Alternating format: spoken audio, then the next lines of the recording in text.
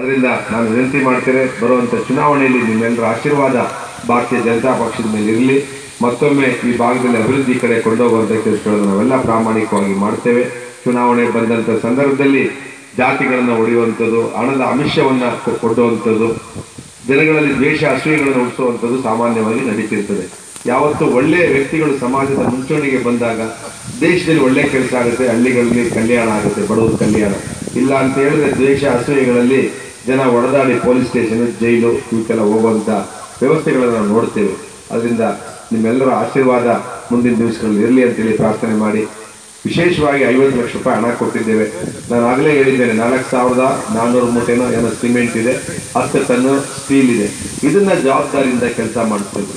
ಇಲ್ಲಾಂದರೆ ನಾವು ಜಾಗೃತರಾಗಿಲ್ಲ ಅಂತ ಹೇಳಿದ್ರೆ ಅಧಿಕಾರಿಗಳು ಮತ್ತು ಕಾಂಟ್ರಾಕ್ಟರ್ಗಳನ್ನು ನಾವು ಎಲ್ಲೋ ಒಂದು ಕಡೆ ಸ್ವಲ್ಪ ವಿಶ್ವಾಸ ಕಡಿಮೆ.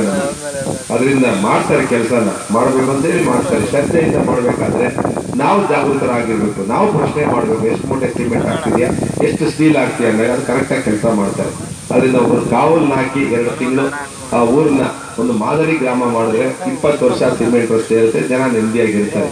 ಇಲ್ಲಾಂದ್ರೆ ಕಳಪೆ ಕಾಮಗಾರಿ ಆಗಿದ್ರೆ ನಿಮ್ಮನ್ನೇ ಬೈಯೋದು, ಬಿಜೆಪಿ ನೋಡಪ್ಪ ದುಡ್ಡು ತಿಂದ್ರು ಅಂತ.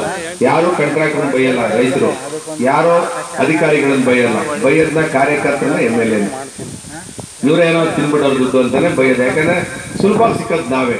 ಅದರಿಂದ ನಾವು ಜಾಗೃತರಾಗಿ ಕೆಲಸ ಮಾಡಿಸ್ಕೊಂಡಾಗ ನಮಗೆ ಜನ ಗೌರವ ಕೊಡ್ತಾರೆ. ಅದರಿಂದ ನಾವೆಲ್ಲರೂ ಸೇರಿ ಆ ಸಿಮೆಂಟ್ 50 ಲಕ್ಷ ರೂಪಾಯಿದನ್ನ ದೇಶದ ಆಸ್ತಿ ಮಾಡಿ, ಈ ಊರಿನ ಆಸ್ತಿ ಮಾಡಿ, ಅದು ಜನಸಾಮಾನ್ಯರಿಗೆ ಅನುಕೂಲ ಆಗುವಂಥದ್ದನ್ನು ಮಾಡಿ ಅಂತೇಳಿ ವಿನಂತಿ ಮಾಡಿ, ಈ ಕಾರ್ಯಕ್ರಮದಲ್ಲಿ ಭಾಗವಹಿಸುವಂಥ ನಿಮ್ಮೆಲ್ಲರಿಗೂ ನಾನು ಅಭಿನಂದನೆ ಸಲ್ಲಿಸಿ, ನಾನು ಇನ್ನೊಂದು 2 ತಿಂಗಳಲ್ಲಿ ಆ ಕೆಲಸ ಆಗಬೇಕು. ಉದ್ಘಾಟನೆ ದಿವಸ ಎಲ್ರಿಗೂ ಊಟದ ವ್ಯವಸ್ಥೆ, ಉದ್ಘಾಟನೆ ದಿನ ಅದು ಇನ್ನು 50 ಲಕ್ಷ ರೂಪಾಯಿ ಹೊಸ ಕಾಮಗಾರಿಗೆ ಚಾಲನೆ, ಇವೆರಡೂ ಕೂಡ ಒಟ್ಟಿಗೆ ಆಗಬೇಕು. ಅದರಿಂದ ನಿಮ್ಮೆಲ್ಲರೂ ಸಹಕಾರ ಇರಲಿ ಅಂತೇಳಿ ಅಭಿನಂದನೆ ಸಲ್ಲಿಸಿ ನಮ್ಮ ಮಾತನ್ನು ಮುಗಿಸ್ತೇನೆ. ನಮಸ್ಕಾರ.